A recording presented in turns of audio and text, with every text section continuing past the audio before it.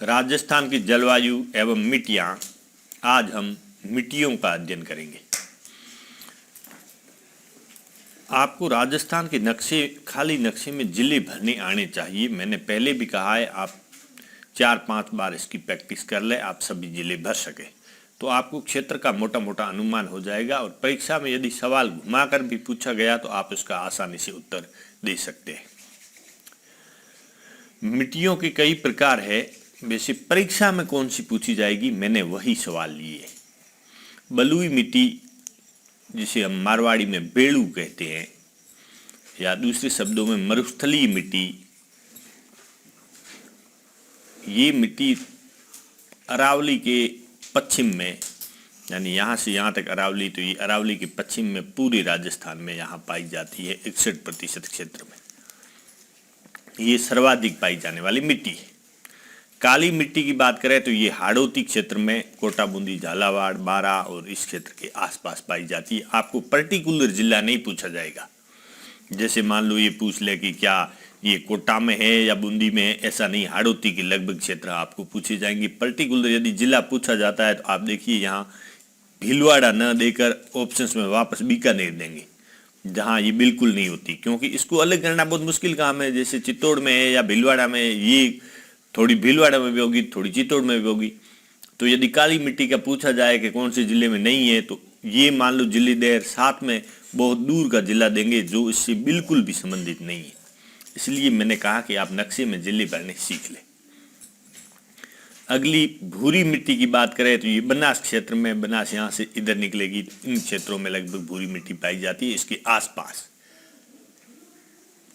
सिरोजम मिट्टी यानी धूसर मरुस्थलीय मिट्टी, इसकी बात करें तो ये अरावली के पश्चिम में वागड़ क्षेत्र में पाई जाती है। ये वागड़ क्षेत्र में यहाँ लगभग यहाँ पाई जाती है।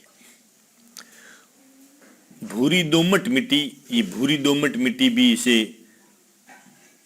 लूणी का जो क्षेत्र है, यहाँ से लेकर यहाँ तक, इसमें भूरी दोमट मिट्टी पाई जाती है। परीक्षा में पूछे जाएंगे, यदि भूरी दोमट पूछा तो लूणी ऑप्शन जरूर देंगे, और भूरी पूछा है तो बनास ऑप्शन जरूर देंगे। आधुनिक तरीके से जो मिट्टियों का वर्गीकरण हुआ है, तो ये उसका वर्गीकरण है 5 प्रकार से। आप इन 5 के नाम रट लें। 4-5 बार आप कॉपी पर लिखोगे तो ये जरूर आपको याद हो जाएंगे। इसमें एरिडोसोल्स, ये शेखावटी का क्षेत्र, ये, और मैं एक बार इस सारे को मिटा दूं। एरिडोसोल्स ये शेखावटी का क्षेत्र, जोधपुर, पाली और जालौर, ये और इस क्षेत्र में एरिडोसोल्स है। अल्फीसोल्स ये पूरे पहाड़ी भागों में पाई जाएगी। इधर वाले ये पहाड़ी भाग, ये पहाड़ी भाग, और बीच के अरावली में भी ये अल्फीसोल्स पाई जाती है। एंटीसोल्स, ये एंटीसोल्स बलुई मिट्टी है। आपको परीक्षा में पूछे तो इस बात का विशेष ध्यान रखना, बलुई को एंटीसोल्स कहते हैं। इनसेप्टिसोल्स ये सिरोही, पाली, राजसमंद, उदयपुर, भीलवाड़ा, चित्तौड़ यानी इस क्षेत्र में इनसेप्टिसोल्स पाई जाती है। और वर्टिसोल्स पूछे तो हाड़ौती क्षेत्र में पाई जाती है, यानी काली मिट्टी का क्षेत्र वर्टिसोल्स है। आशा करता हूं ये आपको समझ में आ गए हैं। पर्टिकुलर ऐसा आप अंतर नहीं कर सकते कि इनसेप्टिसोल्स में और अल्फीसोल्स में कौन से जिले में, ऐसे आपको नहीं पूछेंगे। आपको ऑप्शंस देंगे तो उसमें आपको सीधे सीधे पता, यदि आपको समझ है तो आप सीधे सीधे उसका उत्तर दे सकते हैं। ऐसे ऑप्शंस देंगे। देखिए, आप अलग नहीं कर सकते किसी मिट्टी के कणों को, इस जिले में कौन से कण है, इस जिले में कौन से कण है, ये कोई अलग नहीं होते। उस वाले कण वहाँ भी पाए जा सकते हैं। इसलिए ये जो सवाल पूछे जाएंगे तो एक विशेष प्रकार से पूछे जाएंगे। आपको ये मोटा मोटा ज्ञान होना चाहिए। मिट्टी में लवणीयता की समस्या को दूर करने के लिए रॉक फॉस्फेट डालते हैं, जबकि क्षारीयता की समस्या दूर करने के लिए जिप्सम डाला जाता है। मावठ का सवाल बनता है। मावठ पश्चिमी विक्षोभों से होने वाली शीतकालीन वर्षा है, जो राजस्थान में शीतकाल में होती है।